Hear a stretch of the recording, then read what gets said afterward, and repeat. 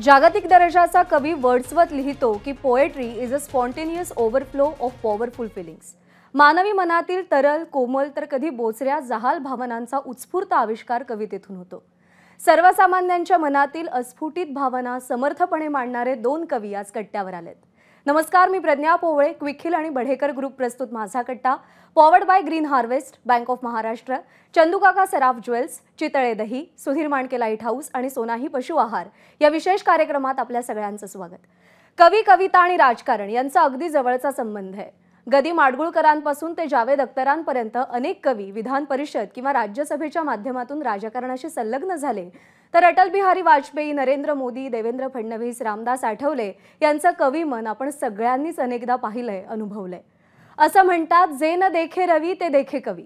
प्रचाराच्या या रणधुमाळीत आपली मतं जनतेसमोर मांडत असताना जनतेच्या मतांची मागणी करणाऱ्या नेत्यांना लोकांचं आपल्याबद्दल नेमकं मत काय याचा बहुधा विसर पडला होता.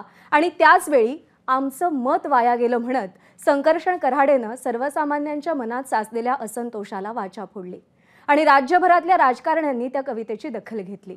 त्याच सोबत आपल्या नर्म विनोदी शैलीच्या माध्यमातून विविध सामाजिक प्रश्नांवर भाष्य करत उपरोधाचा आसूड ओढणारे ज्येष्ठ कवी अशोक नायगावकरही आज कट्ट्यावर आलेत. सध्याच्या सर्वपक्षीय गदारोळात, प्रचाराच्या धुरळ्यात कवी मनाला नेमकं काय वाटतं, त्यांचं संवेदनशील मन नेमकं काय बघतं, याबद्दल आज आपण संकर्षण कराडे आणि अशोक नायगावकर यांच्याशी गप्पा मारूया. तुमच्या दोघांचंही अगदी मनापासून स्वागत. धन्यवाद. थँक्यू. आत्ता प्रज्ञा बोलताना असं म्हणाली की जे न देखे रवी ते देखे कवी, पण आत्ता अनुभव असा होता की इतकं काही घडते पण न देखे कवी. असं याच्यावर काही लोक काय म्हणतात की कवी हे रात्री बोंबलत फिरतात.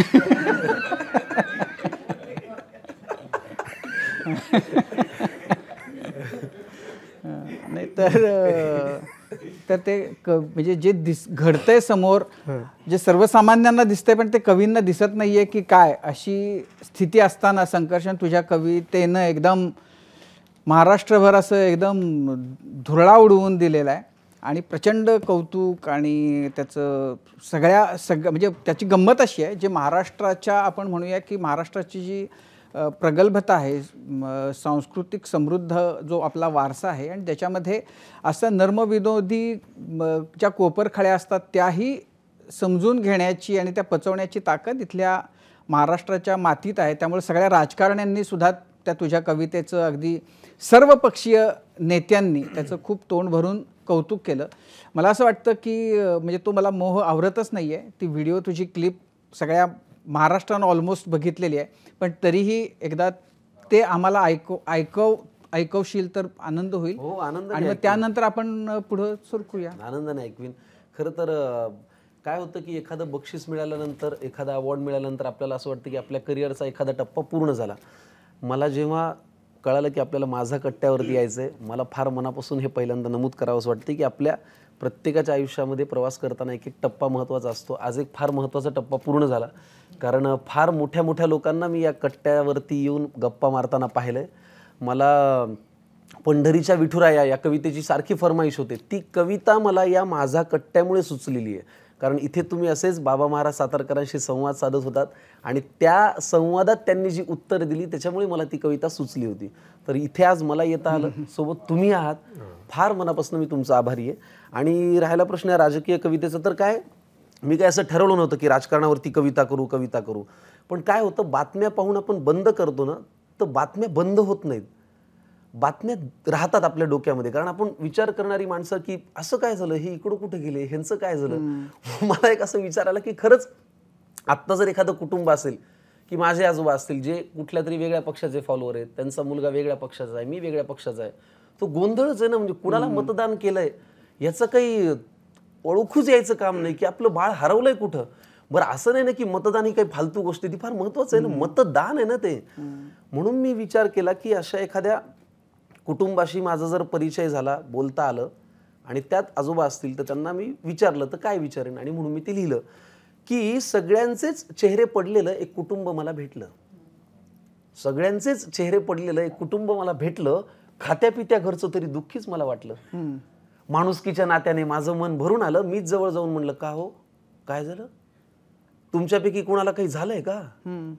तिन्ही सांजेला हे असे बसलात, कोणी गेलंय का? कुटुंब प्रमुख आजोबा उठले सोडत मोठा उसासा, डोळे तांबडे लाल, बहुतेक रडले होते ढसाढसा. तर ऐक तुला सांगतो म्हणाले असं झालंय, तर ऐक तुला सांगतो म्हणाले असं झालंय, आम्हा सगळ्या कुटुंबियांचं एक एक मत वाया गेलंय. आता हा माझा नातू बघ नुसता जीवाला घोर आहे, सभेला जायचं, घोषणा द्यायच्या याला फारच जोर आहे. बरं एवढं करून मतही दिलं तरी याचं भागलं नाही, पण याच्या नेत्याचं इंजिन आजवर सत्तेच्या स्टेशनात लागलं नाही. मग ती सभा, ती गर्दी, तो आवाज, त्या घोषणा, त्याचं पुढे काय झालं? आणि असं करत याचं मत 3-4 वेळा वाया गेलं.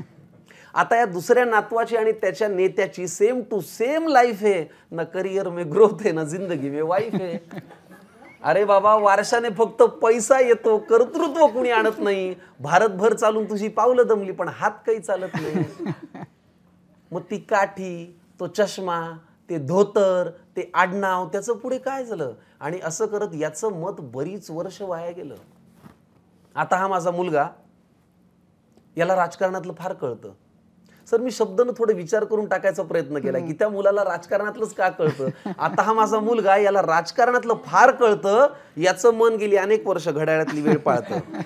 पण चुकली वेळ, झाला खेळ, वेगळंच संधान साधलं. एका साहेबाचं घड्याळ दुसऱ्या साहेबांनी स्वतःच्या हातावर बांधलं. क्या बात आहे. मग नवा साहेब घड्याळ तेच पुन्हा वेळ पाळू का?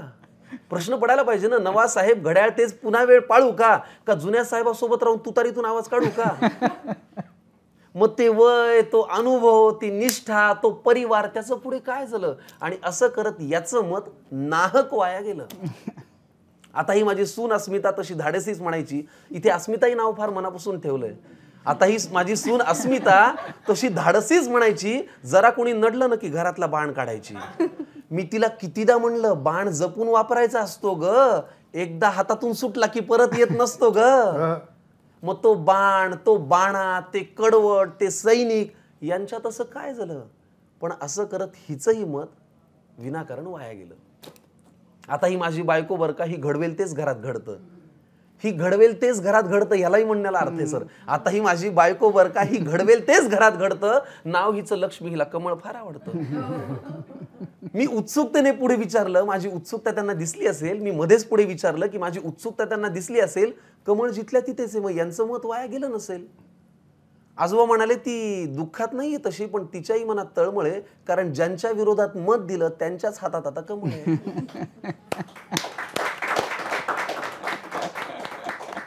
मग हे विरोधक, ते सत्ताधारी, हे प्रामाणिक, ते बाजारी, यांच्यात असं काय झालं? आणि असं करत हिचं हिमत आता वाटतंय वाया गेलं. त्यामुळे पुढाऱ्यांनो, तुम्ही किती पक्ष बदलून म्हणालात की हाच माझा पक्ष आहे, तरी एक गोष्ट लक्षात ठेवा की आमचं तुमच्याकडे लक्ष आहे. क्या बात, क्या बात. आणि म्हणून दिलेल्या मताची किंमत जरा तरी ठेवा आणि मतदारांनो मतदान करा आणि लोकशाही जिवंत ठेवा. क्या बात. असं हे.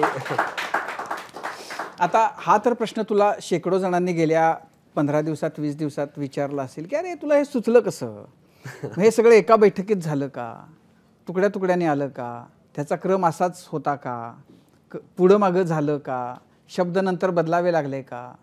काय तुझी उत्तर आहे? सर खरं सांगू का, मी माझे 2 प्रेक्षक आहेत. एक माझं कुटुंब. एकतर काय, आपण मध्यमवर्गीय लोक घाबरून असतो. आपल्याला पहिल्यांदा कळतं की पळायचंय कुठून. म्हणजे बघा, एखाद्या हॉटेलमध्ये आपण जेवायला गेलो की समजा भांडण दिसले की आपण म्हणतो इथं नको रे बाप्पा, इथं भांडण होईल. तर तसं मी माझी कविता पहिल्यांदा एक तर माझ्या कुटुंबाला ऐकवतो आणि नंतर माझा एक मित्र आहे डॉक्टर अनिकेत सराफ म्हणून, सारेगमपच्या पहिल्या पर्वात उपविजेता होता, तर त्याला ऐकवतो. मी आधी काय केलं होतं, ह्या कवितेमधल्या पात्रांची नावं त्या त्या पक्षातल्या लोकांची ठेवली होती सूचक. तो म्हणाला हे नाव नको ठेवू. ती नाव ठेवली ना की ती त्या नेत्यांची गोष्ट होईल, मतदारांची गोष्ट होणार नाही. तर मला ती सूचना इतकी महत्त्वाची वाटली, मग मी ती नावं काढली. मग असं करत करत एक बाबांना ऐकवली. बरं, माझे बाबा बँकेत नोकरी केलेले टिपिकल मध्यमवर्गीय माणूस, त्यांना आधी कळतं की कशाचा धोका आहे.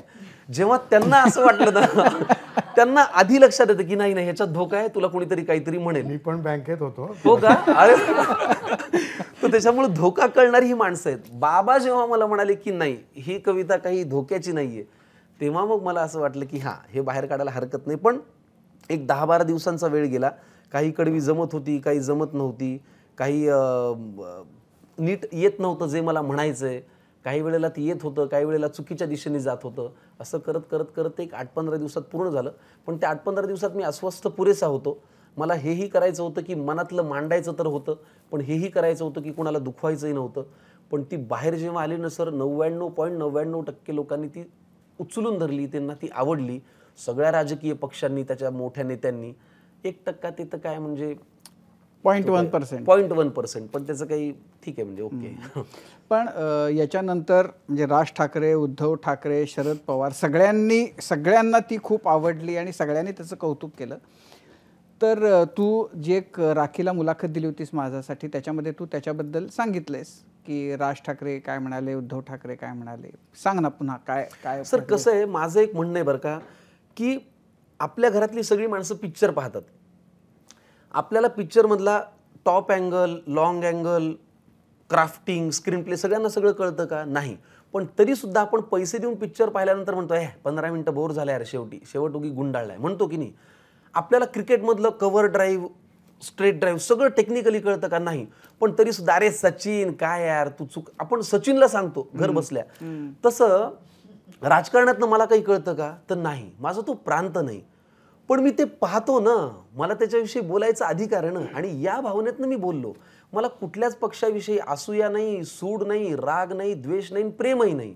पण मला म्हणता तर येतं कारण मी पाहतो ते. तर मी जेव्हा लिहिलं ना सर, मला पहिल्यांदा फोन आला विनोद तावडे सरांचा दिल्लीहून.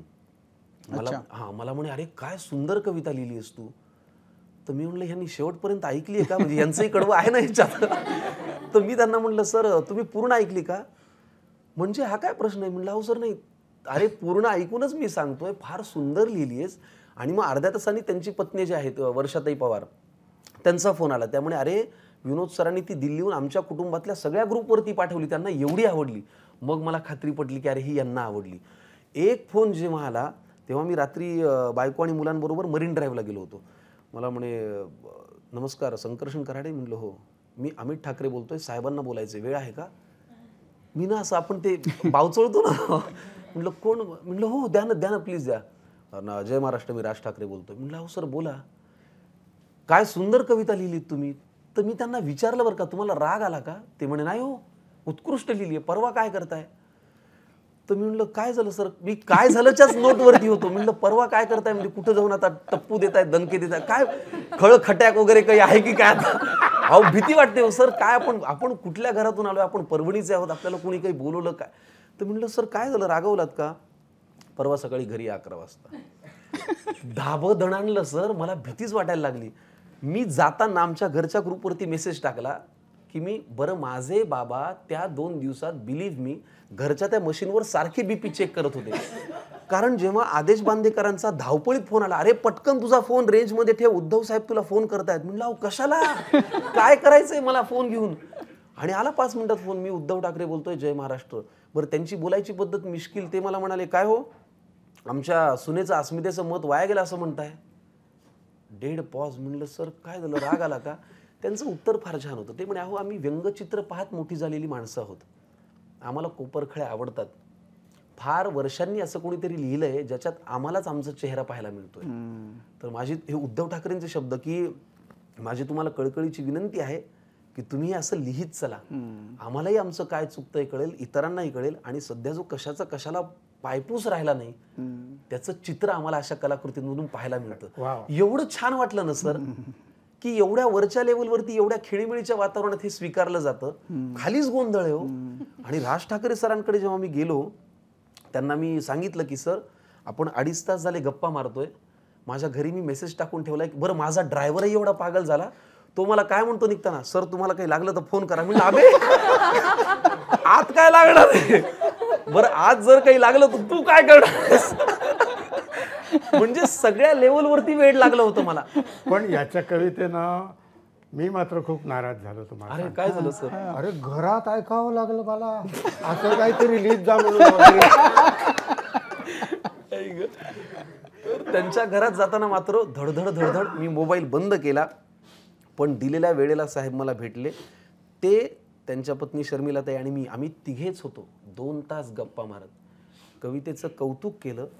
आणि सर वाटेल त्या दिशेने गप्पा, राजकारण, सिनेमा, नाटक, तुझ्या घरी कोण आहे, आमच्या घरी हे असं असतं. बरं सर, परिस्थिती अशी ऑकवर्ड होते ना, राज ठाकरेंच्या समोर म्हणजे आमच्या समोर ती साबुदाण्याची खिचडी ठेवली. त्या दिवशी काहीतरी एकादशी नाही, चतुर्थी होती, हां संकष्टी होती. बरं मी म्हणलं सर तुम्ही खा ना. मी थेट जेवत असतो. आता बरं आग्रह किती करायचा त्यांच्याच घरात. बरं ठेवली आहे तर समोर. मी शर्मिला त्यांना म्हणलं अहो तुम्ही खा ना, माझी पूजा राहिली म्हणून. बरं मला ती खायला दिल्यानंतर मला ना ती मी चावत नव्हतो, मी गिळतच होतो की पटकन पटकन संपावी. त्यांच्या घरात त्यांच्यासमोर बसून आपण खिचड्या खातोय ते बोलतायत, म्हणजे काही मागूसच नव्हता सर. का त्या भावनांचं 4-5 दिवसात माझ्या जे काही धिंगाणा झाला, ह्या लोकांशी बोललो, भेटलो, कौतुक केलं, आनंद वाटला.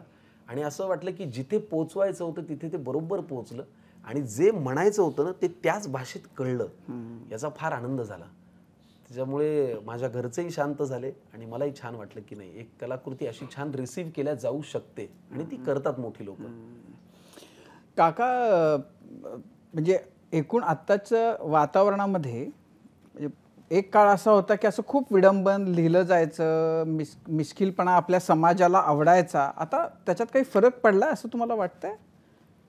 फार नाही पडलेला काय तुमचं? आहे तसंच आहे, काही फारसा फरक पडला आहे असं काही वाटतं. फक्त हा जी माध्यमं ज्या पद्धतीनं आलीत ना त्याच्यामुळे एक असं सनसनाटी वाटते. नाही तर आहे तसंच आहे सगळं, त्यात काही फरक नाही. पण मला आठवतंय तो 57-58चा काळ आणि नाना पाटलांच्या ह्या नाना पाटीलच ना, तर त्यांची सभा आहे ती कुठे बावधनला चालली आता सभा आणि वाईला आम्ही बसलेले.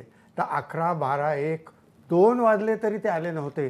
पण सगळे लोक इतके 4-5 हजार लोक त्यांचं ऐकायला, अशी माणसं ऐकायसाठी समोर बसलेली असायची.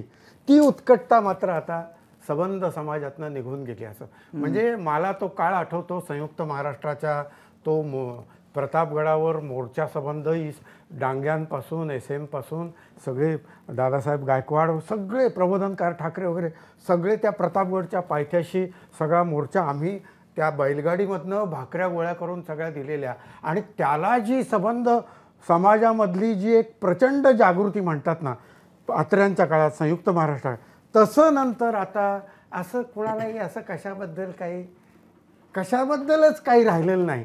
असं कारण सगळे एका माळेचे म्हणतात ना, तसं आता एक पाय तळ्यात एक पाय मळ्यात किंवा काय असं कशाला मेळ नाही, कशाला मेळ नाही राहिला असं सगळं झालं. तुमची आहे ना कविता म्हणू का? हा म्हणाला ना की ते कवितेत काही धोका नाही वगैरे, तर त्याचा अनुभव म्हणजे मला एकदा प्रत्यक्ष घडलेला. दादरला त्या यशवंत नाट्यगृहात कविसंमेलन होतं आणि नंतर मग रात्री उशिरा जेवण वगैरे आणि तिकडनं येताना चेंबूरला येताना धारावीच्या मधनं आलो.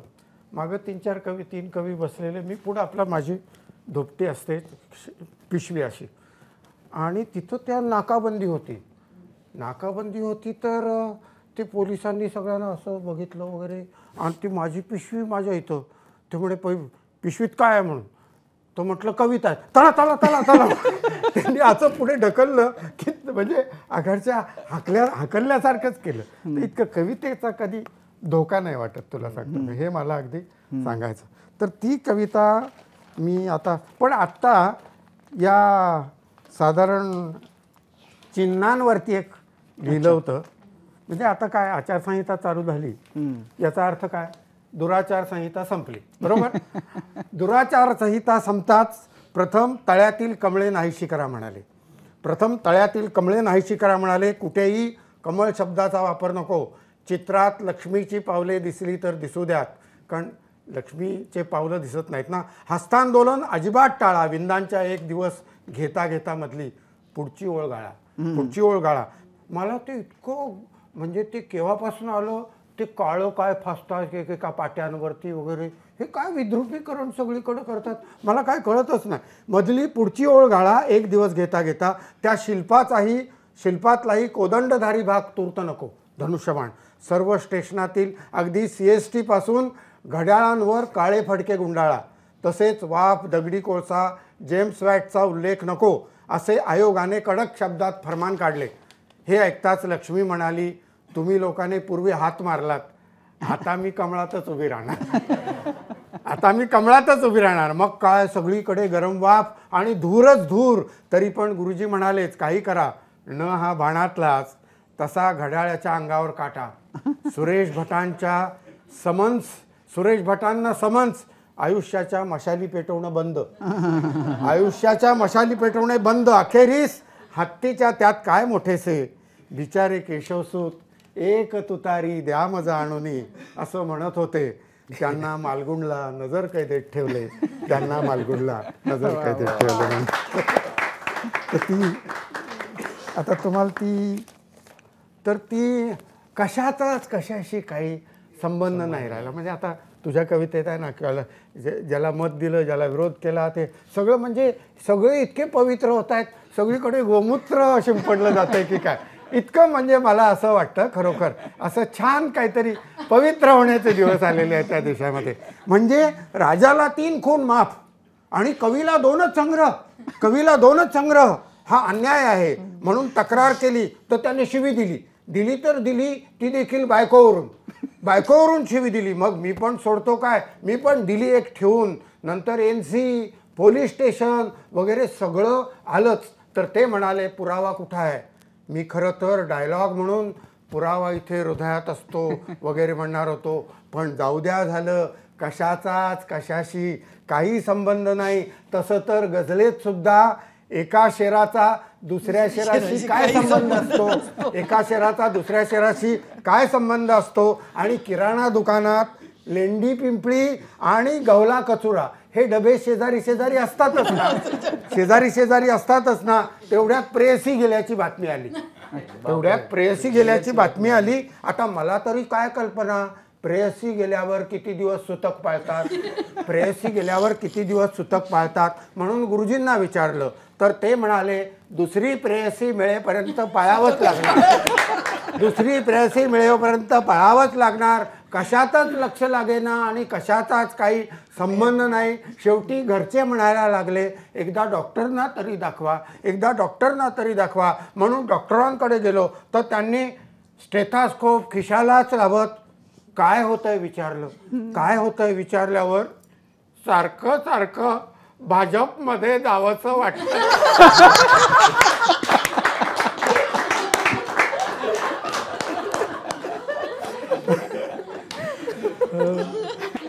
पण ही कविता मी लंडनमध्ये असताना लिहिलेली आहे का. अलीकडचं तिथे जाऊन हे इथलं असं वातावरणाकडे लक्ष असतं. पण तुझ्यामुळं खरंच आम्हाला घरात ऐकावं लागतं सारा की असं काहीतरी लिहित जा म्हणून. माझा भाचा कधी कविता नाही ऐकायला. काका म्हणे तुम्ही संकर्षणला एकदा आपल्या घरी बोलवा ना म्हणून वगैरे. इतकं याची पॉप्युलरिटी, एका कवितेनं पॉप्युलर झालेला माणूस असं म्हटलं तरी चालेल खरं. म्हणजे अनेक कविता आहेत पण या एका कवितेनं खरंच सांगतो, म्हणजे या एका कवितेनं तू अगदी मनात मराठी कवितेला चांगले दिवस आलेत असं मला म्हणायला. तू जे लोक कविता वाचत नव्हते ना त्यांच्यापर्यंत पोहोचलेला हा माणूस आहे. म्हणून मी मराठीचा एक अभिमानी म्हणून मी तुझं अभिनंदन करतो जाहीरपणे तुला. क्या बात. तो कवितांचा कार्यक्रम करतो अख्खा. नाही ते करू देत कार्यक्रम. त्याला काय आहे, हल्ली किती लोक कुठल्या कार्यक्रमाला येतील. हल्ली मुंबईमध्ये कितीतरी खूप छोटा हॉल घेतात म्हणजे तो भरलेला वाटतो. तुम्हाला खरंच सांगतो. म्हणजे मी 70 साली दादर सार्वजनिक दासावाचा हॉल आहे ना धुरू हॉलमध्ये, तो भरला ना. तरी काय आत्ता परवा मध्ये गेल्या वर्षी कार्यक्रम झाला, मागे 3-4 लोक उभं होते. ते लोक काय गर्दी झाली वगैरे. म्हणजे 70, 30, 40, 50 वर्षानंतर 250 लोकांचा हॉल भरला तरी मराठी माणसानं असं भरून आल्यासारखं गर्दी झाली. खरोखर सांगतो, इतकी वाईट अवस्था आहे. पण परदेशामध्ये असं नाही आहे. मी कोवेंट्रीला ते टाटा मोटर्सचं thousands of crores इन्व्हेस्टमेंट आहे. तिथं माझा गणपतीत कार्यक्रम, आणि गणपती केव्हा बसवला तो गणेश चतुर्थीच्या काळात राणी गेली म्हणून त्यांनी पितृ अमावस्येला गणपती बसवला होता. मग तिथे सगळं चालतं. म्हणजे असं ॲडजस्ट होणारा असा आपला रिलिजन आहे तुम्हाला. आणि त्याला जवळजवळ 50 ढोल फेटे आणि काय मिरवणूक. सगळे ब्रिटिश लोक सगळीकडनं असे बघतायत. तर हे बाहेर बघायला मिळतं. आपल्या इथे मात्र असं दुर्मिळच आहे. या घरच्या लोकांना न्यावं लागतं, आमच्या कार्यक्रमाला यावं. नाही, त्याचे कार्यक्रम खूप चालत आहेत. नाही नाही, आता वादच नाही कविताचे कार्यक्रम चालत आहेत, त्यामुळं कवींना बरे दिवस येत आहेत काका, चांगले दिवस येतात. कवीला येतात का कवितेला येतात हे हाही पुन्हा प्रश्न आहे. पण ही चांगली गोष्ट आहे बरं का. पण असे अपवाद आहेत असं माझं म्हणणं. आता याच्या कवितेला आमचा वैभव जोशी किंवा आपला हा खरे आपला संदीप खरे, तर अशी काही मोजकी मंडळी आहेत की ज्यांच्यासाठी अशी एक प्रचंड उत्साहानं लोक, पुढच्या पिढीतले लोक येतात. मात्र तुझा जो व्हिडिओ व्हायरल झाला तो ठाण्यात तू गडकरीमध्ये जे सादर केलंस हो. तिथला तो व्हायरल झाला त्याच्यानंतर. तर मग ठाण्यात येतोयस म्हणून वाणीला जरा जास्त धार काढून वगैरे आला होता? नाही, खरं तर असं नाही. मी काय केलं, ती शूट केली ठाण्यामध्ये. एक तर ऑडियन्स भरपूर होता, पण त्याच्या आधी मी 2 प्रयोगांमध्ये ती घेऊन पाहिली की कसा प्रतिसाद मिळतोय, कुठे काही खटकत तर नाहीये ना. कारण काय खटकलं की लगेच जाणवतं ना, एक शांतता पसरते बघा. तर तसं झालं नाही. मी नाशिकला आणि अजून एका कुठल्या तरी प्रयोगामध्ये ती सादर केली. लोकांनी 2-3 वेळेला तिला वन्स मोर दिला. मग मला असं झालं की नाही, हे पटतंय, हे रुचतंय, हे काही खटकत नाहीये. मग नाशिकला ठरवून तो व्हिडिओ केला आणि मग तो ठरवून पोस्ट केला. मग त्याला प्रतिसाद मिळाला. पण नाशिकचा केला का ठाण्याचा केला? नाही, पोस्ट केलाय तो ठाण्याचा आहे, नाशिकचा नाही. अच्छा. गंमत आणि उत्सुकता म्हणून हा प्रश्न आहे. कवितेतल्या आजोबांनी कुणाला मत दिलं होतं? मला ना त्याच्यावरती कडवं लिहायचं होतं, पण पुढे मला असं वाटलं की फार आजोबा ना अभिजित बिचुकले सारखे असतात. ते दरवर्षी राष्ट्रपती पदासाठी उभे राहतात असं मला त्यात लिहायचं होतं. पण परत म्हणलं नको, हे थोडंसं पसरट होईल, आवडेल की नाही. कारण काय हवं हवंसं वाटेपर्यंत थांबलेलं बरं. तर त्याच्यामुळे मी ते मध्येच थांबवलं. म्हणलं आजोबांचं. त्याच्यावरती बऱ्याच लोकांनी मला विचारलं की आजोबा कुठल्या पक्षाचे होते, हे होते, ते होते.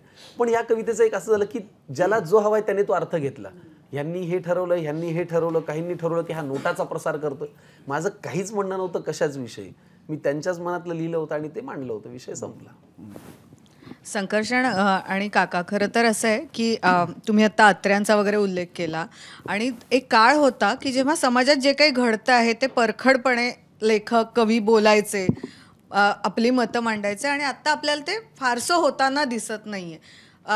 जे काय आपलं काम आहे ते काम बरं, म्हणजे जसं मध्यमवर्गीय आपली जी काही मानसिकता आहे ती, तर म्हणजे हे कुठेतरी काय आहे, म्हणजे समाज इन्व्हॉल्व नसतो म्हणून आहे, समाज पण आपलं आपलं बघतो म्हणून आहे, काय झालं नक्की लेखक, कवी या सगळ्यांना? पद्धत थोडी चुकीची झाली आहे सर. मला असं वाटतं खरं आणि थोडं नरमाईने बोललं ना की लोकांना ते आवडतं.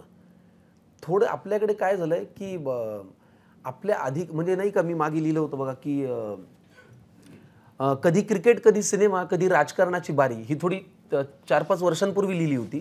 पण आपल्याला काय, आपलं कर्तव्य काय याच्यावरती आपला फोकस फार कमी आहे सर. हा माझा अधिकार आहे याच्यावरती फार आहे. म्हणून मी लिहिलं होतं की कधी क्रिकेट, कधी सिनेमा, कधी राजकारणाची बारी, चर्चा आमच्या देशातली निष्फळ पण न्यारी. बुद्धीने शून्य, कानाने हलकं असं सुज्ञ नागरिक बनायचं आणि माशी जरी शिंकली तरी असहिष्णुताच म्हणायचं. बरं, काय त्याचा नेमका अर्थ आम्ही कुणीच जाणत नाही. चर्चेपलीकडे कर्तव्य असतात आम्ही कुणीच मानत नाही. आम्ही झाड तोडतो, आम्ही कायदे मोडतो, वरवर भांडून टेबला खालची नाती आम्ही जोडतो.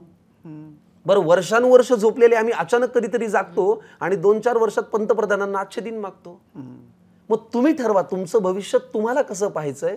खरंच काही करायचंय का देशोधडीला जायचंय? कारण आता गेलो तळाला तर वर यायला फार खर्चा येईल, लांडगा आला रे गत होईल आणि हाती फक्त चर्चा येईल. तर होतं काय की चर्चाच होते नुसती सर. आणि मांडायची पद्धत, सोशल मीडिया हे काय माध्यम आहे का? त्याची एक पद्धत असली पाहिजे. त्याला एक थोडी झालर नरमाईची असेल, खरेपणाची असेल, तर मला असं वाटतं त्या पद्धतीमध्ये थोडीशी, आणि सांभाळून तर आपण राहतोच ना. त्याच्यामुळे ती जर बदलली, योग्य ठिकाणी योग्य वेळेला योग्य बोललं तर ते पोचतं. ते काही स्वातंत्र्य आपल्यापासून कोणी हिरावून घेतलेलं नाहीये, ते कोणी घेणारही नाही. पण ते काय अशा ह्याच्यात मांडल्या गेल्यामुळे मग ते दुसऱ्याही बाजूचे मग असे करतात. ते थोडंसं असं केलं ना तर दुसऱ्याही बाजूने असं होऊ शकतं. आता हे असं झालंय असं मला वाटतं. नाही, पण त्याच्यात ही जी असते ना आजकाल, जी पूर्वी नव्हती, 4-5 वर्षापूर्वीपर्यंत म्हणा किंवा अजून एक 5-6 वर्षापूर्वीपर्यंत, ज्या आजकाल खूप भावना दुखावतात, ज्या सतत ज्या भावना दुखवतात, तर ती भीती असते का कवींच्या मनात? किंवा आपण लिहितोय, तुझा एक्सपिरियन्स सांगितलाच आहे या कवितेबद्दलचा, पण मला काहीतरी लिहावंसं वाटतंय, हे मला सांगावंसं वाटतंय, पण नको बघ. हो हे खरं आहे, पण ती भीती बाळगलेली बरी, हो की नाही? भावना दुखावल्या जातात. याचं अलीकडच्या काळामध्ये जे काही एक दडपण आल्यासारखं वाटतं. कारण समाज केव्हा कुठल्या याच्यानं काय वेड्यासारखा वागेल ना, काही सांगता येत नाही. खरंच सांगतो. आणि याच्यामुळे म्हणजे आपल्याला कसं की आता एकीकडनं काय होतं, अच्छे दिन येणार आहेत असंही वाटतं, आणि दुसरीकडनं काय की अफवांवर विश्वास ठेवू नका असंही ऐकायला मिळतं. त्यामुळे काहीच कळत नाही नक्की काय आहे आपल्याला, असं काहीच कळत नाही. म्हणजे मी त्यात कशाची काही संबंध नाही जे लिहिलं ना. किंवा एक माझी वेळ लागायच्या पूर्वी सुचलेलं मी एक लिहिलं होतं, ते वाचेल का थोडंसं? चालेल का? आता हे निवडणुकीशी संबंध नाही आहे, पण आपलं त्या निमित्तानं, मी जन्मलो तेव्हा जातक मांडलं, तर याला आयुष्यभर मृत्यूचं भय आहे, म्हणून काळजी घ्या म्हणाले. तेव्हापासून मी उठणं लावतो. मग ऑफिसला पण मला खूप जपायचंय. लोकांना कसं बालपणी खस्ता खाल्ल्या की आत्मचरित्र लिहायला खूप मजा येते. आमच्या बाबतीत असं काहीच नाही. लोकांना चड्डीच नसते, आम्हाला मात्र वाळलेली चड्डी नसायची. मग आमचं कोण छापणार? आमच्या आयुष्यात गरिबीचा खूप प्रयत्न केला, पण काही घडायचंच नाही. पण मी शाळेत हुशार, विचारायच्या आधीच उद्याची तारीख सांगायचो. एकदा तर मी दार उघडले तर अंधारात आला. तसं सगळे घाबरले. मग माझा दाताचा प्रॉब्लेम झाला तर त्यांनी डोळ्याच्या डॉक्टरकडे नेलं.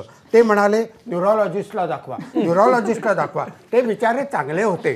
डॉक्टर खरे तर चांगलेच असतात, पण बिलामुळे गैरसमज होतात. म्हणाले गरम वाफ घ्या. मग मी वाफ कुठे मिळते म्हणून APMC मार्केटमध्ये गेलो.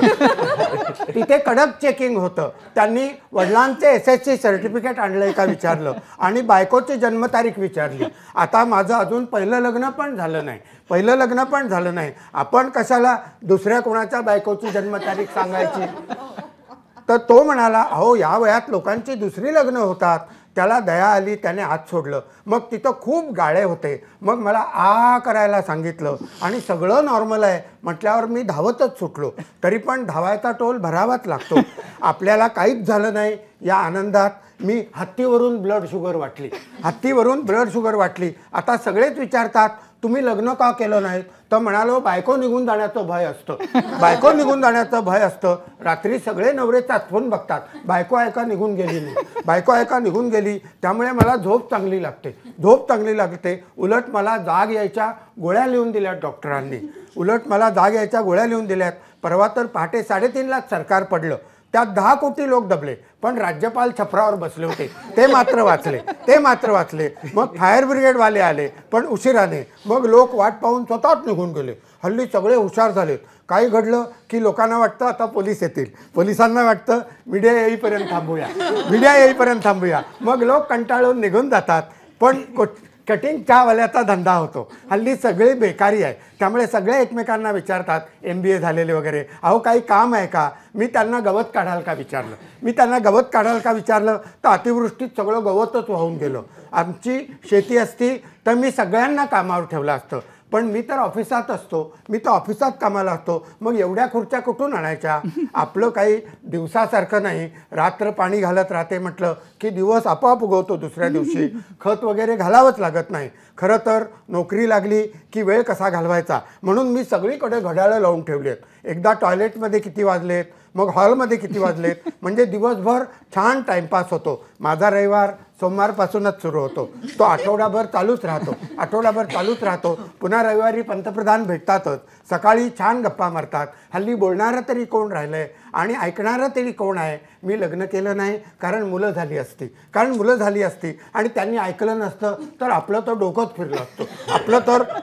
फिरलं असतं. परवा मी कॉलेजच्या गॅदरिंगला गेलो.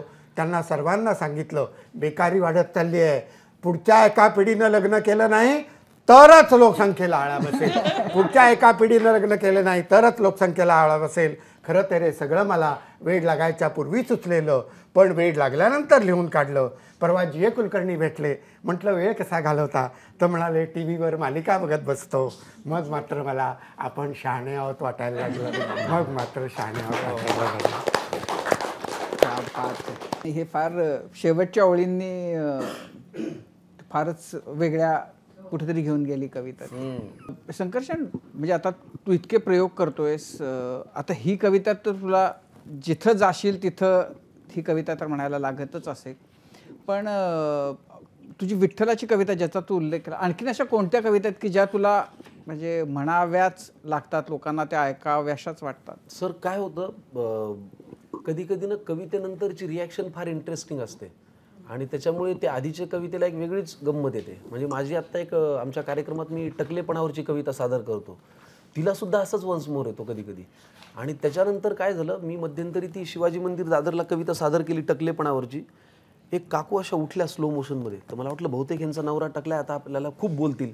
मला म्हणे ऐका ना, ही चांगली आहे पण आमचं हे फार घोरतात, एखादी घोरण्यावर करा. तर त्याच्यामुळे आपलं काम काय, आपल्याकडून मागण्या काय, असं जरा ते जरा कधी कधी होतं.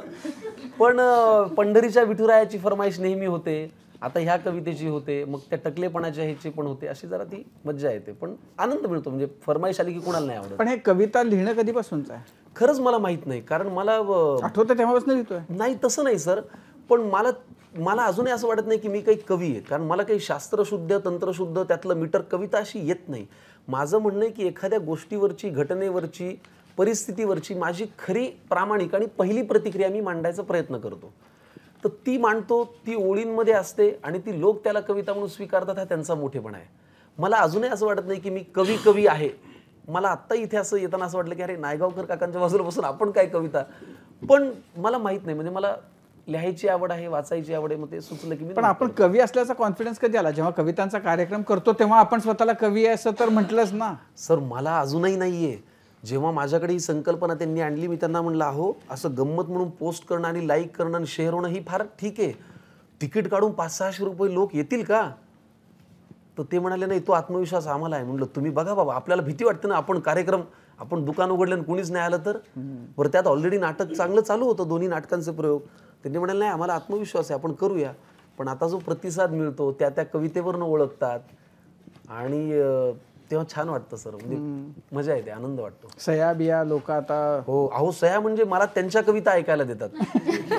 लॉकडाऊनच्या काळात जेव्हा मी कविता पोस्ट करायचो ना, तर तेव्हा मला खूप अशा पोस्ट यायच्या की सर आम्ही पण आता कविता करायला लागलोय, की दुपारी मिळाला खूप वेळ, आम्ही खाल्ली भेळ, सर तुम्ही ही तुमच्या आवाजात पोस्ट करा. अरे ही कशी मी करू, आता ह्याचा व्हिडिओ मी कसा करू? पण त्याच्यामुळे माझ्यापर्यंत खूप चांगले चांगले लेखही येतात, लिहिलेल्या गोष्टी येतात.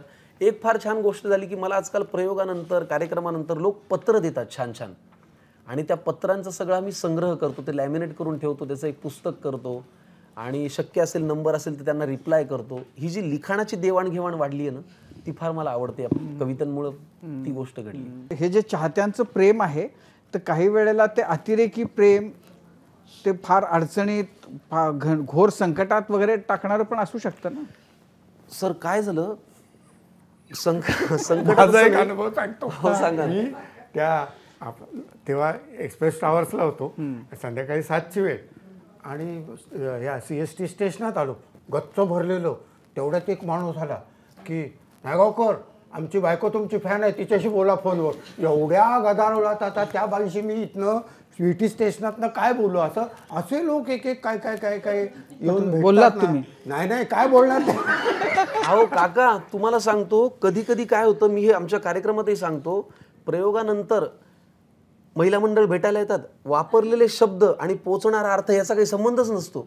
आता आमचं तू म्हणशील तसं नावाचं नाटक आहे, त्याच्यामध्ये खूप अशी एनर्जेटिक आणि धिंगाणा घालणारी भूमिका आहे.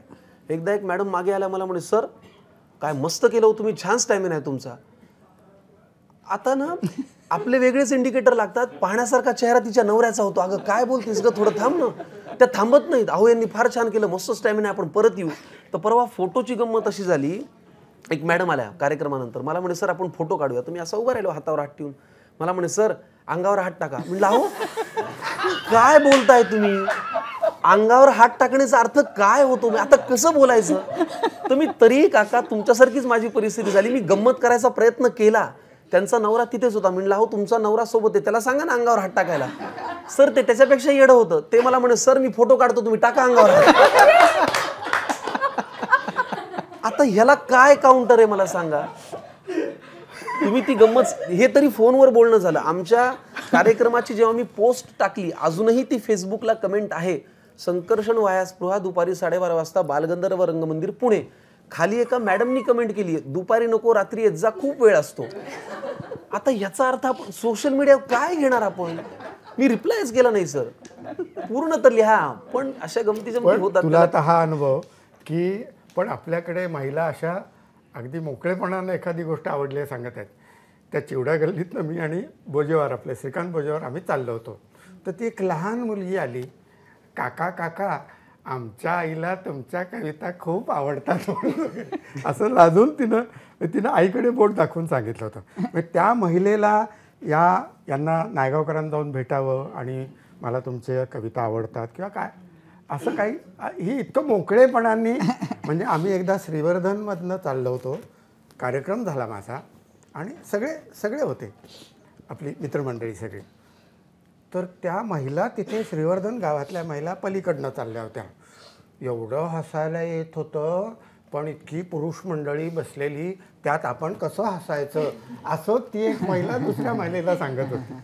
इतकं अजून आपल्याकडे हे असं आहे. पण नाही, आणि जुन्या पद्धतीने कौतुक फार छान करतात. मध्यंतरी प्रयोग होता, झाला नियम वाटी लागू नाटकाचा, 12:30चा झाला आणि लगेच 5:30 वाजता कोथरूडला होता. तर आम्ही सांगितलं की आज काही भेटत नाही, लगेच 5 वाजता प्रयोग आहे. तर असा पडदा पडता एक 70-75च्या आजी अशा पडद्याच्या आतून मध्ये आल्या. त्या मला म्हणाला, मला सही नको, फोटो नको, दृष्ट काढू दे. त्यांनी स्टेजवरती दृष्ट काढली. सर हे जे आपल्या मराठी प्रेक्षकांमध्ये आहे ना, किंवा मी मध्यंतरी सोशल मीडियावरती एक फोटो पोस्ट केला आहे. एका मुलांनी मला फोटो पाठवला. तो म्हणाला, माझ्या आजीचं वय 87 वर्ष आहे. तू त्या वायफळ नावाच्या चॅनलला जी मुलाखत दिलीस ती 2-2.5 तासांची आहे. माझ्या आजीने ती एका बसणीत पूर्ण वेळ पाहिली आणि म्हणाली, हा माझा फार संस्कारित वाटतो. तर ह्या ज्या काही कॉम्प्लिमेंट्स आहेत ना सर, ह्या फार श्रीमंत करतात. आणि काय होतं ना, ह्या कवितांमुळे म्हणा किंवा आम्ही सारे खवय्येसारखा जो कार्यक्रम होता किंवा नाटक, याच्यामुळे ना प्रेम करणाऱ्या माणसांचा वयोगट मर्यादित नाही राहिला आहे. म्हणजे काही कुटुंब येऊन सांगतं की आमच्या मुलाला आम्ही सांगतो की याचं बोलणं किंवा कविता ऐक, आणि काही मुलं म्हणतात की माझी आई तुमची फार मोठी फॅन आहे. तर ही जी रेंज साधता येते ना सर, ती ह्या गोष्टींमुळे फार चांगली साधता येते. जसं तुम्ही म्हणालात की मुलगी म्हणाली माझ्या आईला तुमच्या कविता आवडतात. तर हे जे निरोप आहेत ना, हे माझ्या मुलींची गोष्ट सांगू. आमची मोठी मुलगी म्हणते, बाबा तुम्हाला वृद्धाश्रमातनं पण हाकलून देते. आणि धाकटी म्हणाली, अशोक नायगावकर अमुचे फादर आलिया भोगासे असावे. संकर्षण खूप इमोशनल झाला होता आत्ता काही गोष्टी जेव्हा सांगितल्या. आणखी जर इमोशनल करायचं झालं तर आपण नेहमीच म्हणतो की जगात जर्मनी आणि भारतात परभणी. तर त्या परभणीत असं काय मिळालं तुला अनुभव? जरी तू विनयानं म्हणत असलास मी स्वतःलाच कवी समजत नाही, तर तुला कवी बनण्यासाठी तुला जवळ नेलंस, त्या परभणीतले अनुभव. सर खरं सांगू, चंद्रकांत कुलकर्णी सर एक फार छान वाक्य म्हणतात की मराठवाड्यातल्या लोकांच्या जिभेला धार आहे पण त्याच्यात विष नाही. मी एक छोटासा प्रसंग तुम्हाला सांगतो सर. मी माझ्या बाबांचं काहीतरी काम होतं म्हणून लाल डबा आपली ST असते ना, ग्रॅज्युएशन 3rd इयरला होतो आणि मी प्रवास करत होतो परभणी ते हिंगोली. तापमान 43. इतकी तापली होती बस की म्हणजे तुम्ही कुठून वाफ येत नाही अशा. बरं त्यात 56 सीटर बसमध्ये 70-80 लोक उभे वगैरे सगळं आहेच ना. आता मराठवाड्यात तर आत्ता मी तुमच्या ज्याच्यावरती बघ की 0% पाणी साठा आहे. तर अशा गरमीमध्ये मी प्रवास करताना सर बघा प्रसंग किती निष्पाप आहे. एक कंडक्टर आता उभे असतात, दांडीला टेकून उभे असतात ना, तर तो त्या आजीला म्हणला, ओ मावशी 25 रुपये तिकीट आहे. तर त्या बाईनी बटवा काढला इथला, 20 रुपयाची नोट इथून दिली आणि 5ची नोट इथून काढली आणि कंडक्टरच्या हातात दिली. बघा कसा ओलावा आहे. ती 5ची नोट दिल्यानंतर कंडक्टरने ती घेतली. तो म्हणाला, ओ मावशी पुसून द्या पुसून. हा प्रसंग जर आज मुंबई पुण्यात घडला, तू काय बोलतोयस हे होईल ना. ती बाई असं म्हणाली, त्याला काय होतंय वागा, उन्हाळ्याचे दिवस आहेत, घाम तुला येणार आहे मलाही येणार आहे असं म्हणून त्यांनी ती पुसून दिली. सर हा जो या भाषेतला निष्पापपणा आहे ना, की ज्याच्यामध्ये कुठेही त्याला तुम्ही अश्लील अर्थ घ्यायचाच नाही, हे जे सांगणं आहे ना सर, मला ते त्या मराठवाड्यात मिळालं असं मला फार वाटतं. आजही म्हणजे हां आले चहा घ्यायला हे म्हणून टाका चहा, पण तरी त्याला आनंद वाटतो की हां किती कुचकं बोलला तरी हा चहा टाकतोय आपल्यासाठी. हे जे आहे ना सर, तर मला वाटतं ते खरे पण त्या ह्याच्यामध्ये आहे. आणि तसं माझं मूळ गाव जरी परभणी असलं तरी आम्ही मूळचे आंबेजोगाईचे. आमचं आंबेजोगाईमध्ये भटगल्लीत अजूनही घर आहे. माझं बालपण माझं शिक्षण परभणीत झालं म्हणून मी परभणीत म्हणतो, पण आमचं आंबेजोगाईतलं ओरिजिन आहे. तर तिथे जे सांगणं बोलणं वागणं आहे ना, की एकमेकांकडे न सांगता जाणं, जेवण खाऊन पिऊन येणं किंवा त्रुटीसुद्धा आनंदसुद्धा असं मोकळेपणाने सांगणं, तर त्याच्यामुळे मला वाटतं ते त्या भाषेत सांगता येतं असावं असं माझा अंदाज आहे. पण मला सांग ना की हा कवितेचा जो जो म्हणजे काय डंख बसला तो कुठं आणि कधी आणि कसा? ते थोडंसं ना घरात जे स्तोत्र म्हणले जातात ना त्याच्यावरती अवलंबून आहे असं मला वाटतं. कारण आमच्या आजीनी, माझ्या आईच्या आजोबा म्हणजे बाबांच्या आईबाबांनी तर खूपच केलं, पण आमच्या आईच्या आईबाबांनी ना आयुष्यभर वारी केली. हरिपाठ मी एवढा ऐकलाय लहानपणापासून, त्याच्या ओळींचा मला फार आधार वाटतो, आनंद वाटतो. म्हणजे बुद्धीचे वैभव अन्य नाही दुजे, येता केशवराजे सकळ सिद्धी. कितीही परिधान करा, बुद्धीचे वैभव अन्य नाही दुजे. हा काय थॉट आहे राजीव सर, तुम्ही मला सांगा. ह्या ओळींनी मला फार इम्प्रेस केले लहानपणापासून. येता केशवराजे सकळ सिद्धी. तर हे किती आली की सकळ सिद्धी आहे. ह्या ओळींनी मला खूप भिडलंय. ह्या ओळींनी मला फार जिवंत ठेव. मला रोज हरिपाठ ऐकावा असं वाटतो आणि त्या ओळींमध्ये मला ते सोपं ऐकायची आणि लिहायची आवड लागली. आणि प्रसंग सांगणे किंवा ती ओढ असणे हे आमच्या त्या घरामध्ये होतं. शास्त्र, कविता, स्तोत्र, तर ते ऐकून ऐकून मला असं वाटतं की त्या लिरिकल गोष्टींची आवड निर्माण झाली आणि ते सगळं आहे. पण गोष्टी वेल्हाळपणा हा तुमच्या दोघांचाही आहे, म्हणजे गोष्टी सांगायला आणि रंगवून रंजकपणानं सांगणं. काका खरं तर तुम्ही एकदा कट्ट्यावर आलेले आहात, पण तुमच्यामध्ये हा कुठून आला? तुम्हाला कुठं कवितेचा किडा चावला? खरं तर लहानपणी आईचा आणि तिच्या आसपासच्या ज्या महिला आळीतल्या, तर त्यांच्या ओठावर आपल्या घराघरात बहिणाबाई होती हो, तुम्हाला सांगतो. म्हणजे कुठेही काय बारसं आहे, अमुक आहे, म्हणजे डोहाळ जेवण आहे, अमुक आहे, तर त्या बायका लगेच काहीतरी रचायला घ्यायच्या. त्या आपल्या घराघरातल्या महिला गावोगाव हे सगळं म्हणजे ते एकत्र फराळ दिवाळीचा असो काही असो, त्यांच्या भेंड्या लागायच्या.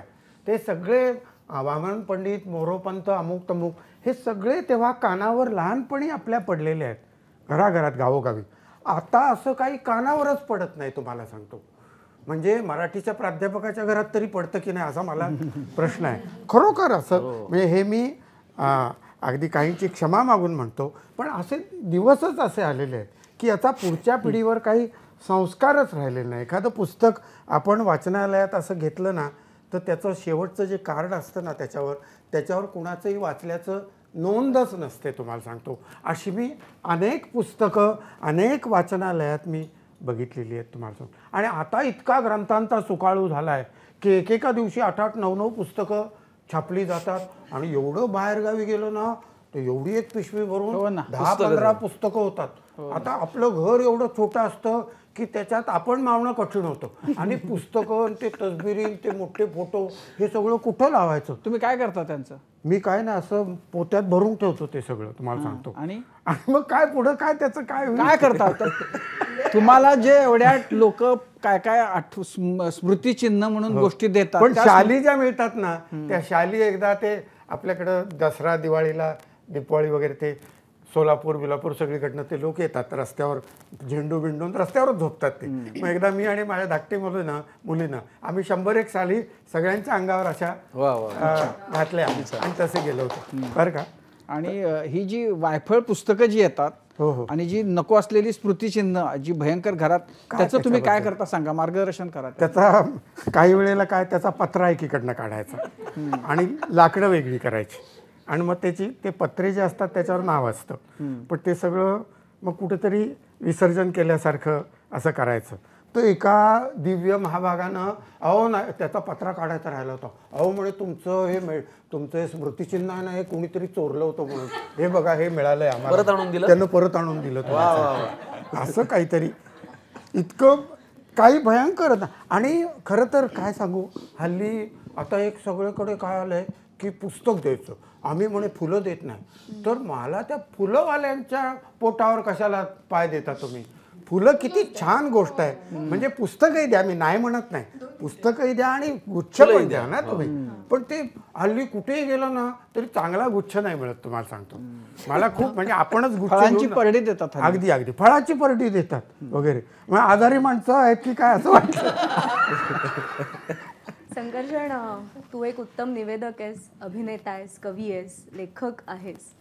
पण या सगळ्यामध्ये तुझ्यातला बाप एका कवितेमध्ये दिसला होता आणि ती कविता मला खूप जास्त आवडली होती. गप्पांची मैफल रंगली आहे, तर ती कविता ऐकायला नक्की हवी. ऐकवतो की. मी ती कविता सुचली अशी बरं का सर, घराघरात आपले बाबा आपल्याला नेहमी म्हणतात बघा की तू 25 वर्षांचा कधी झाला आम्हाला कळलंच नाही. तेव्हा आपण बाबाला वेड्यात काढतो, काही म्हणता का हो बाबा, पण असं नाही, ते खरं आहे. मी एके दिवशी पहाटे नाटकाच्या दौऱ्यावरून आलो. माझी जुळी मुलं आहेत, मला एक मुलगा एक मुलगी, सर्वज्ञ आणि स्रग्वी. तर त्याच्या तोंडात काय नाव? मुलाचं नाव सर्वज्ञ आहे आणि मुलीचं स्रग्वी. अर्थ ही हल्ली एक नवीन पद्धत आहे की काय समोरच्याला कळणार नाही तशी नावं ठेवायची. नाही सर, हे काय आहे, आमच्या घरात आमच्या आजोबा पणजोबांपासून सगळ्यांची नावं ही विष्णू सहस्रनामातली आहे. बाबांचंही गोविंद, अधोक्षज, संकर्षणामा भावंडांची. आता मुलाचंही सर्वज्ञ त्याच्यातलं आहे आणि स्रग्वी म्हणजे विष्णूच्या मस्तकावरची तुळस, ते पण विष्णू सहस्रनामामध्ये आहे. तर ते तिचं नाव आहे. तर मुलाच्या तोंडात काहीतरी पांढरं अडकलेलं दिसलं म्हणून मी बायकोला म्हणलं की अगं काहीतरी अडकलंय. तर ती अतिशय थंडपणे मला असं म्हणाली की मूर्ख माणसा, त्याला दात आलाय. ते म्हटलं दात आला, कधी आला? तर ती म्हणे रात्री तर नव्हता, पहाटे आला असेल. म्हटलं काही सांगतेस का तू?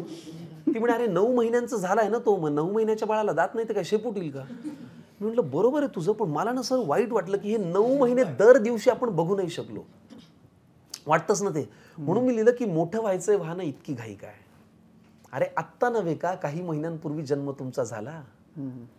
आत्ता नव्हे का काही महिन्यांपूर्वीच जन्म तुमचा झाला? रात्री 1:40 तुम्ही मला बाबा केला. 9 महिने त्या गोड बातमीतच मी अजूनही सुखावतोय, इकडे बोळक्यात तुमच्या वर खाली दुधी दाट डोकावतोय. बरं खोटं रडून बोलवता येते आता जवळ तुम्हाला माय, मोठं व्हायचंय वाहनं इतकी घाई काय? बरं कळायला लागलं तुम्हाला कुठल्या बटनाने म्युझिक वाजतं? कळायला लागलं रे तुम्हाला कुठल्या बटनाने म्युझिक वाजतं? किती चावी दिल्यावर टाळ्या पिटणारं भावलं नाचतं? पेज नको तुम्हाला आता ताटातलं हवं असतं. जाणलं तुम्ही अंधार केला तरी खोलीत घाबलायचं नसतं. बरं दुडदुडत येऊन दाराशी तुम्ही करता टाटा बाय, मोठं व्हायचंय वाहनं इतकी घाई काय? बरं भरभर धावाल तुम्ही, उचलून आम्ही कोणाला घ्यायचं? 10वी-12वीच्या मुलांना घेता येत नाही ना आता. भरभर धावाल रे तुम्ही, उचलून आम्ही कोणाला घ्यायचं? स्पष्ट बोलाल तुम्ही, बोबड आम्ही कोणाशी बोलायचं? हळूहळू सुटेल तुमची दुपट, घुटी, लंगोटी, येणार नाही रे मग चिवकाऊ दाणा खाण्यासाठी. मग बोट सोडूनही पडेल तुमचं आता घराबाहेर पाय, मोठं व्हायचंय वाहनं इतकी घाई काय? बरं कुणाला खांद्यावर घेऊन म्हणायचं मग घ्या साखरेचं पोतं, कुणाचं जोडणार चांदोबाशी मामाचं मग नातं. मी कुठ आहे म्हणून करायचा कुणाला आम्ही भॉ, आणि भोंग्या भोला काय सांगायचं कुणाला पकडून न्या. बरं या खेळांशिवाय ही मोठी माणसं खेळणार तरी काय? मोठं व्हायचंय वाहनं यार इतकी घाई काय? आणि मग सगळ्यात शेवटी लिहिलं जे प्रत्येक बाप आपल्या मुलाला म्हणतो, मुलं कितीही भरभर मोठी झाली तरी बाप हा एकमेव प्राणी असा आहे जो कधीच म्हणत नाही मोठं होऊ नको, ते म्हणतात हो मोठा मी आहे ना. आणि म्हणून लिहिलं की मोठं व्हायला ना नाही, बरं मोठे मोठेच व्हा पण अधूनमधून थोडं वळून मागे पाहत जा. मोठं व्हायला ना नाहीच, मोठे मोठेच व्हा पण अधूनमधून थोडं वळून मागे पाहत जा. कारण भरभर धावत सगळेच आपण खूप मोठे होतो, पण बाळ मोठं होताना मात्र बाबा लहान होतो. क्या बात. मोठं व्हायला ना नाहीच, मोठे मोठेच व्हा पण अधूनमधून थोडं वळून मागे पाहत जा. भरभर धावत सगळेच आपण खूप मोठे होतो, पण बाळ मोठं होताना मात्र बाबा लहान होतो. त्या मोठ्यातल्या लहान बाबाचा आता थरथरत असतो पाय, तेव्हा आपण म्हणावं बाबा मोठं व्हायचंय वाहनं इतकी घाई काय? मोठं व्हायचंय वाहनं इतकी घाई काय? भोग करतात त्याच्यावर आठवलं तो जो भाबडेपणा वगैरे सगळा. आमच्या बाजूला एक नवरा बायको राहायचे, घरात कोणी दोघंच असायचे. तो नवरा ऑफिसमधून आला की बायको दरवाजाच्या मागे उभी राहायची आणि तो आला की भोकन करायचं. तर असे असतात लोक. म्हणजे आता इथून पुढे असं अवघडच आहे म्हणजे हे सगळे अनुभव. नाही पण संकर्षण तू आत्ता आम्हाला सगळ्यांना इमोशनल करून टाकलाय, पण तरी मग आपली वेळ संपेल आणि ती टक्कलवाली कविता राहून जाईल त्याच्यामुळे. टक्कलवाली कविता करू का सादर? मी काय म्हणतो की याच्या कवितेनं समारोप करा आणि एक चौकशीची एक कविता आहे. हो मला या म्हटली तर चालेल हो का? हो का हां? नाही, बरं का? किती छान. चौकशी करायला गेले तर पृथ्वी आधीच ॲडमिट. आधीच कसे काय समजते कुणास ठाऊक. रिपोर्टमध्ये चक्क जलोदर, रिपोर्टमध्ये पृथ्वी चक्क जलोदर असावा असा संशय. खरे तर हा तिच्या पोटापाण्याचा प्रश्न, हा तिच्या पोटापाण्याचा प्रश्न. आणि सतत फेऱ्या अगदी जन्मापासून मारत राहिल्याने व्हर्टिगोही असावा. सेकंड ओपिनियन यायचं आहे म्हणा अजून. आणि सांगणारे काही सांगतात म्हणे, फिरत राहिलं की शुगर जळते, फिरत राहिलं की शुगर जळते. हल्ली तर कारखाने विदाऊट शुगर निघालेत, हल्ली तर कारखाने विदाऊट शुगर निघालेत. सगळंच संशयास्पद. सर्वांचेच ग्रह फिरलेत, मग पृथ्वीची काय कथा? सर्वांचेच ग्रह फिरलेत म्हणताना पृथ्वीची तरी काय कथा? त्यात चंद्रसारखा मागं मागं. आता हे शोभतं का? आणि मग आकसत जातो, सारखा मागं आणि मग आकसत जातो. आता तिनेही जरा त्याच्या कलाकलानं घ्यावं, तिनेही जरा त्याच्या कलाकलानं घ्यावं म्हणा. पण ही सूर्याच्या मागे, ही सूर्याच्या मागे आणि तो तिच्या मागे, तो तिच्या मागे. म्हणजे दिवसा हिंमत नाही होत, पण समजावणार कोण आणि कुणाला? शेवटी सगळे धागे सूर्यापर्यंत पोहोचले. सगळ्यांचीच चौकशी म्हणजे सूर्य तरी सुटणार कसा? सगळ्यांचीच चौकशी म्हणजे सूर्य तरी सुटणार कसा? या रात्री कुठे जातोस, अंधारात काय करतोस? रात्री कुठे जातोस, अंधारात काय करतोस? कालच्याला कुठे होतास? एवढी एनर्जी कुठून आणतोस? ड्रगचा संशय होताच, ड्रगचा संशय होताच. नाना प्रश्नांचा भडीभार म्हणजे टॉर्चरच. खरे तर अंधाराची भीती त्याला जन्मापासून, सूर्याला अंधाराची भीती जन्मापासून. आणि रात्रीचं घराबाहेर जात जाऊ नका अशी सारवासारवी केली त्यांनी. पण शेवटी त्याला आत घातलाच, शेवटी त्याला आत घातलाच. काकू तर म्हणाल्या, सगळ्यांच्या नजरेस आलं की दृष्ट लागते, सगळ्यांच्या नजरेस आलं की दृष्ट लागते. नेहमीप्रमाणे जामिनावर बाहेर, नेहमीप्रमाणे जामिनावर बाहेर. हा तर सगळ्या कहाण्यांचा शेवट, हा तर सगळ्या कहाण्यांचा शेवट. पण हसं व्हायचं ते होतंच, हसं व्हायचं ते होतंच. परभणीमध्ये तुझं शिक्षण सगळं परभणीत झालं. हो. मग परभणीतनं मुंबईला येण्याचं धाडस कसं केलंस? मी आधी येत होतो, म्हणजे धडका मारत होतो. कारण काय, बाबा माझे बँकेत काम करत होते तरी नाटकात काम करायचे. आणि त्यांच्याकडे पाहत मला असं वाटायचं की आपण हे कसली नाटकं म्हणजे राज्यनाट्य स्पर्धा, कामगार कल्याणच्या स्पर्धा. अच्छा. बाबांना आमच्या 1993 सालचा गुणवंत कामगार पुरस्कार सुद्धा आहे. तर ते खूप छान ऍक्टिव्ह होते, म्हणजे त्यांच्या बँकेतल्या सुद्धा असोसिएशन मध्ये आणि परभणीतल्या नाट्यवर्तुळामध्ये. आणि परभणीमध्ये ना नाट्यवर्तुळ फार तगडं आहे सर. आहे का अजूनही? अरे खूप आहे. म्हणजे प्राध्यापक रविशंकर झिंगरे म्हणून आहेत, ज्यांची 5-6 व्यावसायिक नाटकं, म्हणजे इतके अप्रतिम लिखाण आहे त्यांचं. आणि दिग्दर्शक खूप चांगले आहेत, लेखक खूप चांगले आहेत, कलाकार खूप चांगले आहेत. परभणीचं नाटक हे दरवर्षी राज्यनाट्य स्पर्धेमध्ये पहिलंच असतं. तर बाबा काम करायचं, त्याच्यामुळे मला असं वाटायचं की आपण हे करायला पाहिजे. त्याच्यामुळे मला जेव्हा हे वाटायला लागलं, बाबांनी कधीच नाही म्हणलं नाही, फक्त म्हणाले की मध्यमवर्गीय आहोत, शिक्षण पूर्ण करा. म्हणून मी BSc कॉम्प्युटर MBA मार्केटिंग केलं. पण या सगळ्या ह्याच्यामध्ये तुला BSc कॉम्प्युटर इंजिनिअरिंगचा वगैरे दबाव नव्हता घरात? सर मला मार्कच एवढे कमी होते.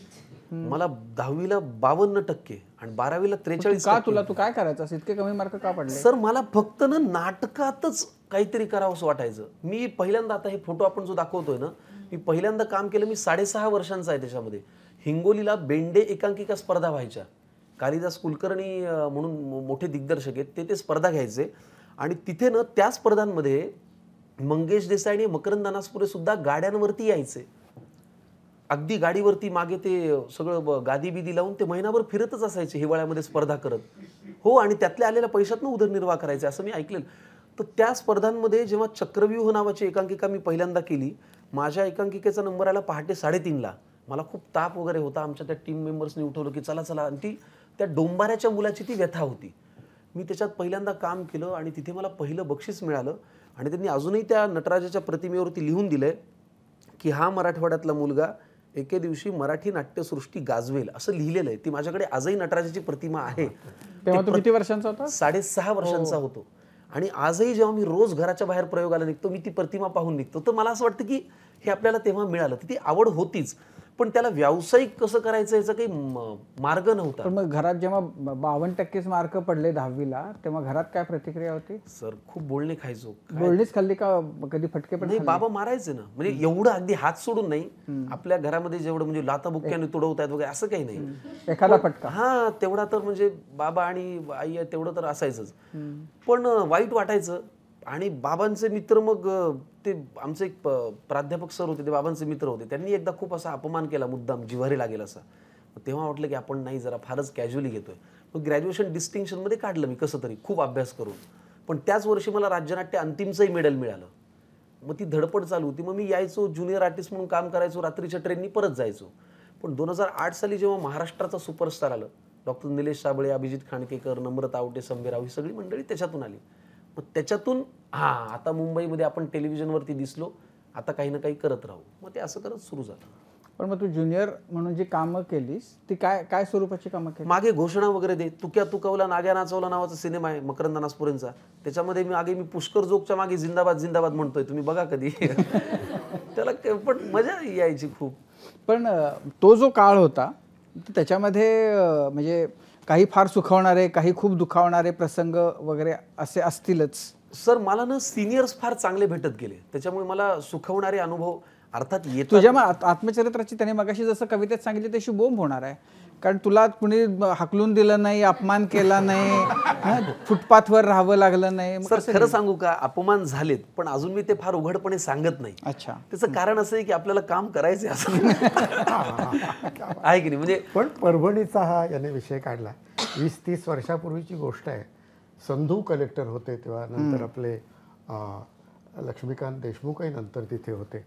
पण त्रिभाषा संमेलनाची जी एक अशी संपन्न परंपरा होती ती परभणीमध्ये होती. अनेक वर्ष होती ती. आणि त्याला अनेक वेळा मी गेलेलो आहे. 3-3, 4-4 हजार लोक असायचे. मग हिंदीतले दिग्गज कवी यायचे. मी अनेकदा आलेलो आणि मी रघुनाथांचं गाव मुळात. मला त्या गर्दीमुळेच किक बसली. मी तुम्हाला सांगतो, लहान आमच्या बाबांना एक हाऊस अजूनही, परभणीत कुठलाही कार्यक्रम असला की कलाकार जेवायला आपल्या घरी पाहिजे. मग ते स्वार्थ काहीच नाही, तुम्ही आमच्याकडे येऊन जेवा. तर असेच प्राध्यापक लक्ष्मण देशपांडे आले होते. वराड निघालं लंडनलाचा प्रयोग होता. एका शाळेमध्ये 2,500-3 हजाराची गर्दी. मला सर तो प्रसंग आहे ना, त्या प्रसंगाने मला असं वाटलं की आपण कलाकार म्हणून काम करायला पाहिजे.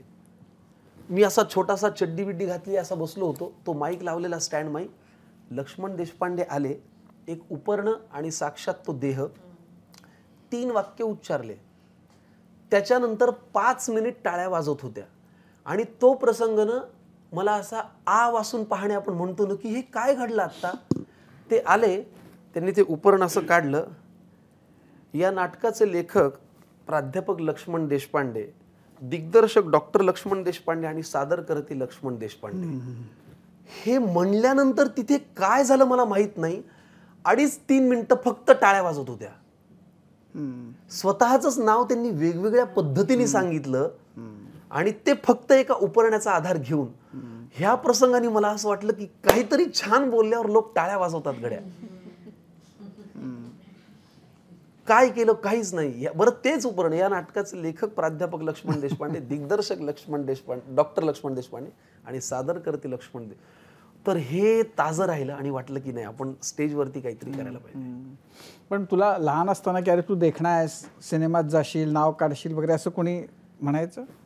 मी देखणा आहे असं म्हणायचे का? नाही नाही नाही काहीच नाही. मी एकतर अंगठा खूप चोखायचो, त्याच्यामुळे माझे आत्ता आहेत त्याच्यापेक्षा लहानपणी दातही खूप बाहेर होते. म्हणजे मला नंतर एक सवय लागली होती. मी असं अंगठ्याने असं दाबायचो दात की आपले खूप बाहेर आहेत, आपल्याला काम कोणी द्यायचं नाही. आई म्हणायची अरे इतके दाबू नको की राहणारच नाही.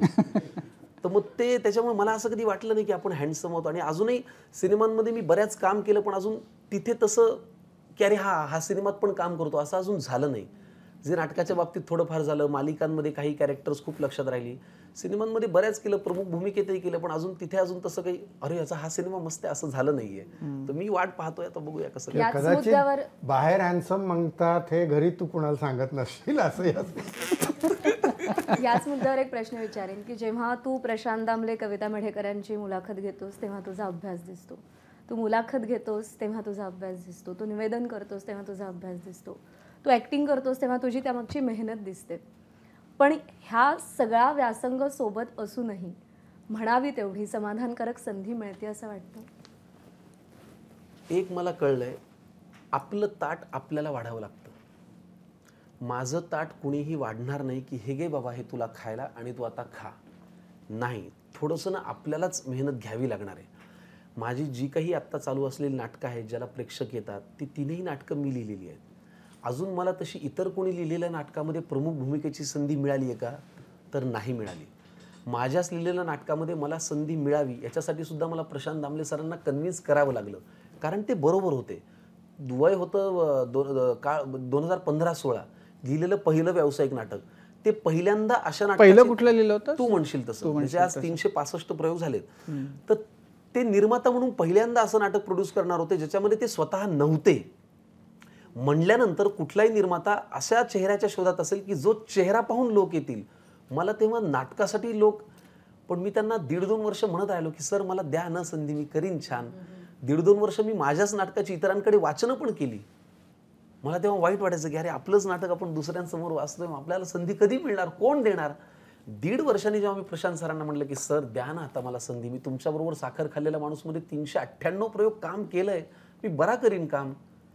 मग ते म्हणाले तुला वाटतंय ना तू चांगलं करशील, पुढचं काम माझं. मग त्यांनी ते नाटक इतकं छान पद्धतीने पोचवलं आणि आज त्याला छान यश मिळालं त्या नाटकाला. तर त्याच्यामुळे असं आहे की म्हणावी तशी संधी, आता म्हणलं तर हेही यश आहे, म्हणलं तर अजून काहीच नाहीये. त्याच्यामुळे हे सगळं मृगजळासारखं आहे. The grass looks green on the other side of the fence आहे ना. लोकांना बाहेरून पाहिलं तर त्यांना असं वाटतं अबे शंक्या तू काय, पण मला दर दिवशी माहिती आहे की अरे नाही अजून फार लांबचं आहे. अजूनही संकर्षण कराडेला दुसऱ्या कोणीतरी लेखकांनी सर माझ्या नाटकात तुम्ही हिरो असं म्हणलेलं नाहीये, म्हणजे केवढा प्रवास बाकी आहे. तर त्याच्यामुळे हे तो काय तो असा आहे की ती वेळ आज संध्याकाळी सुद्धा येऊ शकते.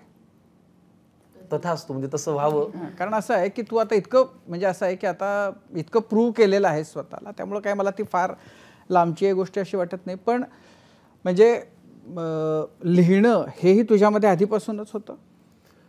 सर मला व्यक्त व्हायला आवडायचं. म्हणजे मी गप्प बसायचो नाही. मला एखादा प्रसंग छान सांगायची फार मज्जा वाटते. म्हणजे ती परत एकदा त्या मराठवाड्याच्या बाहेर, म्हणजे आमच्याकडे समजा तुमच्याकडे समजा असं म्हणत असतील की अरे त्याची बस चुकली, आमच्याकडे तसं नाही. बस चुकली, अरे त्याच्यात काय एवढंच आहे ना, पण आमच्या रंजक करू अरे ते GST चुकली, मग काय झालं चुकली आता पुढची पकडेल तो. ती रंजकतानं सांगण्यामध्येच खूप आहे. तर ती मला वाटतं ती सांगाविषयी वाटायची. पण ती मराठवाड्याची नाही, ती वाईची पण पद्धत आहे. हो का? खूप रंजक करायचं. हां, खूप रंजक करायचं, असं करून करायचं. आणि म्हणजे काय सातारला गेलो होतो तसा सातारलाच गेलो होतो, पण पाचवडला 2-3 दिवस राहिलो म्हणून मध्ये. असं ते मध्ये एक त्याला पण आता पुरण लावतात ना. उलटही घडतं पण माहिती का अशोक सर, उलटही घडतं. आता मी जर कोणाला म्हणलं ना अरे काही नाटक असेल तर आपण करू, तर ते म्हणतात तुझं तूच लिहिणार आणि तूच करणार, आम्हाला आमची काय गंमत करतो का. अरे असं नाही, मलाही करायचंय तुमचं नाटक. तर आता असंही वाटतं की अरे ह्याचा येऊन लिहून करेल, तसं नाही, आपल्याला करायचंय सगळं. तर ही कविता मी ऐकवतो तुम्हाला. कवितेचा विषय आहे टकलेपणा. मला असं वाटतं की प्रॉब्लेमकडे प्रॉब्लेम म्हणून पाहिलं की त्रास होतो, प्रॉब्लेमकडे गंमत म्हणून पाहिलं की मज्जा येते. घराघरातला विषय आहे टकलेपणा. तर मी असं लिहिलं की जळी स्थळी काष्ठी पाषाणी कुठेही आपल्याला दिसतं.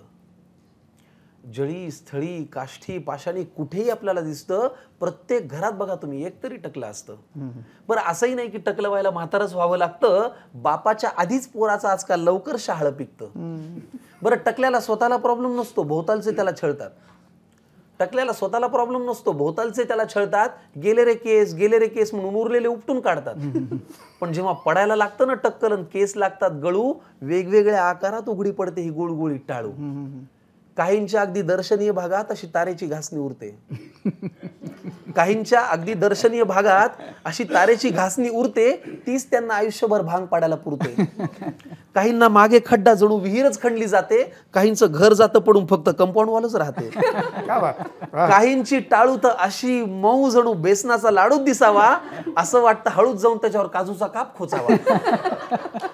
आता नवीन उपचार आलाय म्हणे ट्रान्सप्लांट करून रोवायचं. नवीन उपचार आलाय म्हणे ट्रान्सप्लांट करून रोवायचं. हे म्हणजे जंगलातलं गवत उपटायचं अंगणामध्ये लावायचं. अहो लाखो रुपये खर्च करून रूप पैशात का मोजायचंय. निसर्गाने दिलं ते निसर्गाने नेलं, त्याच्यात काय लाजायचंय. असो, उगाच एखाद्याला जिव्हारी लागेल हा विषय फार ताणू नये आणि कितीही म्हणावं वाटलं टकल्याला तरी ए टकले असं म्हणू नये. वा वा. मला ना हिंदीमध्ये या पद्धतीनं खूप लिहिलं जातं काका, म्हणजे आणि म्हणजे की मैफिली अशा गाजवून टाकणाऱ्या या, ते आपल्याकडे का नाही तितकं कल्चर रुजलं? म्हणजे काही अंशी तुम्ही केळुसकर वगैरे यांनी मराठीमध्ये असं बाहेर जाऊन, म्हणजे आम्हाला तर चौकातला कवी म्हणूनच माझी गणना केली जाते. जबलपूरला गेलो होतो, जागतिक मराठी परिषदेचं तिथे शाखा तिथे उद्घाटन झालं होतं. तर ते तिथले लोक म्हणाले आमच्याकडे कवी संमेलनं हिंदीची अशी बंदिस्त हॉलमध्ये होत नाहीत, बाहेर होतात. 4,000 5,000 हजार लोक त्याला असतात. महाराष्ट्रामध्येच का असं मराठीमध्ये काय असं काहीतरी संकुचितता एकूण आहे की काय, असं मला खरोखर वाटतं. म्हणजे आपल्याला असं आहे की पुन्हा तुमच्यासारख्याने आणि शंकरशेठसारखे 5-10 तरुण असे लिहिणारे जेव्हा ह्या जोमानं लिहिणारे जेव्हा लिहितील, तेव्हा शंकरशेठचं कार्यक्रम थिएटरमधून मोकळ्या मैदानात होतील. अरे कविता केली मी. वा.